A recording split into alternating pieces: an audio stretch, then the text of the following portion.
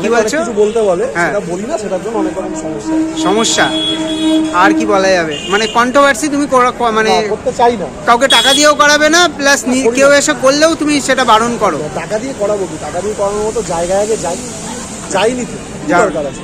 নিজের পকেটে পয়সা নেই, টাকা দিয়ে লোককে ভিডিও করাবো? ওই জন্য আজকে কিন্তু অনেকে বলে অমুক দোকানে এত ব্লগারের ভিড়, মানে সেই দোকানের বিরিয়ানি ভালো, আর যে দোকানে ভিড় নেই সেই দোকানের ব্লগারের বহু লোক আছে যারা ছোট দোকান থেকে ঢোকে না, কিন্তু একবার যারা ঢুকেছে তারা দ্বিতীয়বার আবার এসছে। এইটুকুই তোমার গ্যারান্টি। হ্যাঁ, এসছে তো। আমি নিজের তো দেখো, তুমিও থাকো, আসো, যারা থাকে, যারা আসে, যারা খায়, একবার যারা খেয়ে গেছে তারা দ্বিতীয়বার তারা এসছে। এবারে কেউ যদি মাথায় একবার মাইন্ডসেট করে নেয় যে এই দোকানটা থেকে কি খাবো, ওখানে অনেক বড় দোকান আছে, বড় দোকানের থেকে খেতে হবে, আশেপাশে বড় দোকান আছে, বড় দোকান থেকে খেতে হবে, সেখানে আমার কিছু বলার নেই। দেখো, অবশ্যই অনেক বড় বড় এখানে দোকান আছে, আমার জায়গাটা ছোট, কিন্তু তার জন্য মালে আমি কোনো কম্প্রোমাইজ কিন্তু করি না। মানে জায়গাটাই বসে খাওয়ার জন্য ছোট। ভালো করে যেন এই তথাকথিত ভাইরাল দোকানগুলোর সব আগে সবাই 150 গ্রামের পিস ইউজ করতো, আমি কিন্তু প্রথম 200 গ্রাম এনেছি, আনার পরে এখন সবাই 200 গ্রাম দিচ্ছে।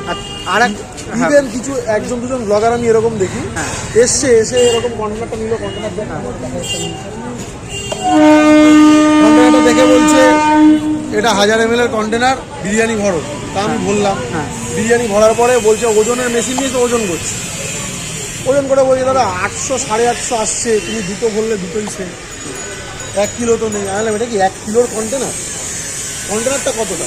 1000 ml 1000 ml আর ml আর কেজির মধ্যে কিন্তু পার্থক্য আছে। এই ডিফারেন্সটাই যে বোঝে না সে আবার মানে 1000 ml আর সেটাকে 1 কেজি করে দিচ্ছে, ডিফারেন্সটা বোঝে না সে ফুড ব্লগার।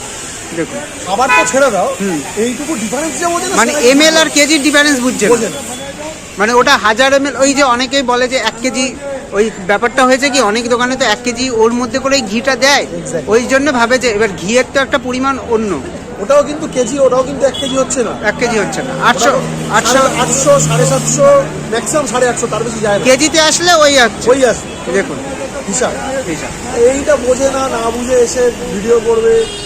দাদা তুমি বলছো 200 গ্রাম, এটা কি পসিবল? আরে ভাই 200 গ্রাম তো দেখতে হলে ভাই তুই দোকানে চ আমার সাথে, যেখানে আমার গোডাউন আমি দেখিয়ে দিচ্ছি। রান্না করার পরে 200 গ্রাম থাকবে, বিভিন্ন রকম চাল উঠে যাবে, চাল উঠলে দেখবে 240 গ্রাম 50 গ্রাম। তারপরে হলে কাঁচামাল দেখতে হবে, মালের কোয়ালিটি। আবার কোনো ক্ষেত্রে কি হয়, একটা পিস উঠলো হয়তো 195 গ্রাম এসে দাঁড়ালো, দাদা এটা হলো কেন? আরে ভাই পিস হাতের ml এ কাটে, দেখুন হাতের আন্দাজে কাটে, ছোট বড় হতেই পারে, কিন্তু আমাদের 99% এটুকু তোমাকে বলতে পারি 200 গ্রামের নিচে পিস থাকে না। একটা দুটো পিস ছোট বড় হবে, আবার কোনো পিস 220 গ্রামও হয়ে যায়। একটু পিস দেখা